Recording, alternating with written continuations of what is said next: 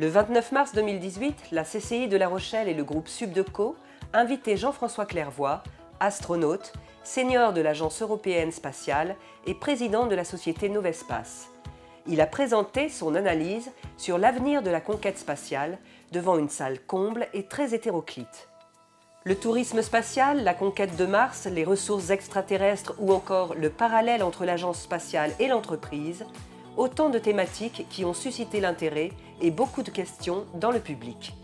Alors l'exploration spatiale, depuis le début, répond bien sûr à des enjeux géopolitiques. Une puissance industrielle veut montrer qu'elle est très forte, qu'elle fait des choses très difficiles. Et l'astronautique, c'est une des disciplines sur le plan industriel les plus difficiles à maîtriser, notamment la science des fusées, comme on l'appelle.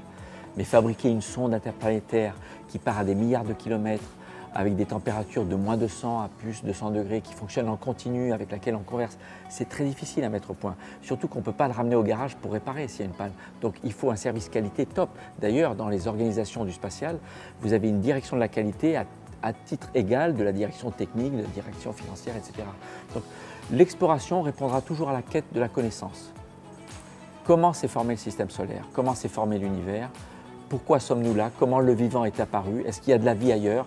Voilà les questions auxquelles on cherche à répondre avec des sondes pour ce qui est du système solaire, donc qui est accessible en quelques années, ou qu'on explore avec des télescopes spatiaux qui, eux, ne se déplacent pas mais voient très loin pour observer d'autres galaxies ou des planètes autour d'autres étoiles.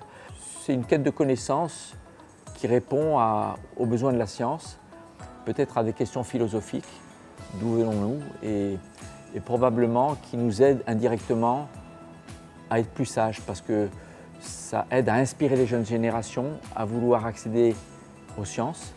Et quand on a envie d'être scientifique, en général, on est moins tenté de s'orienter vers des activités qui peuvent un jour conduire à la guerre, par exemple. La meilleure estimation du calendrier des voyages martiens, dans les années 30, les premiers humains iront vers Mars, tourneront autour de Mars et reviendront. Une mission typiquement de 2 ans et demi, en restant en orbite, peut-être en se posant sur Phobos, mais c'est comme être en apesanteur, le corps est trop petit pour avoir une gravité importante.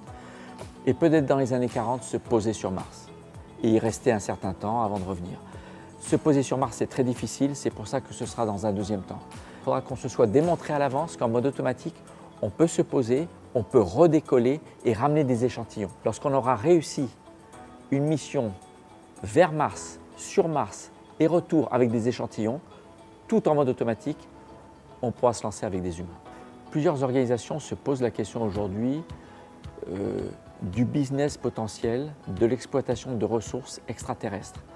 Quand on parle d'exploitation de ressources extraterrestres, dans un premier temps, c'est pour rendre service à des missions spatiales qui, au lieu d'emmener tout leur carburant ou toute leur eau ou tout leur hydrogène depuis la Terre, ils le prendront au passage. Donc en s'arrêtant à proximité d'un endroit où il y a de l'eau, qu'on peut dissocier en hydrogène, oxygène. Dans un deuxième temps, ce sera peut-être de ramener sur Terre des matériaux qui seront plus intéressants à aller chercher sur des astéroïdes que les chercher sur Terre parce qu'ils seront devenus trop rares ou tellement difficiles à exploiter que c'est inacceptable sur le plan environnemental ou financier.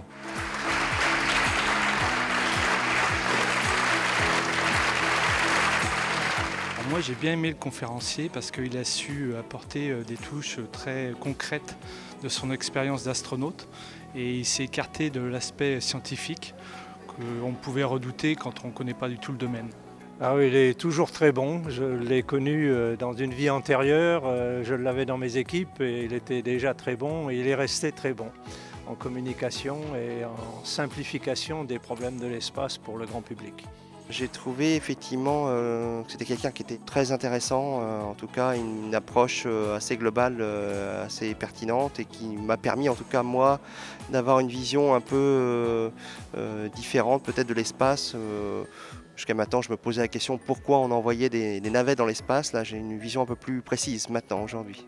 Et ce que j'ai apprécié, c'est l'aspect troisième dimension, parce que c'est vrai qu'à notre échelle, on ne se rend pas bien compte. Mais là, ça nous donne une ouverture d'esprit qui est considérable.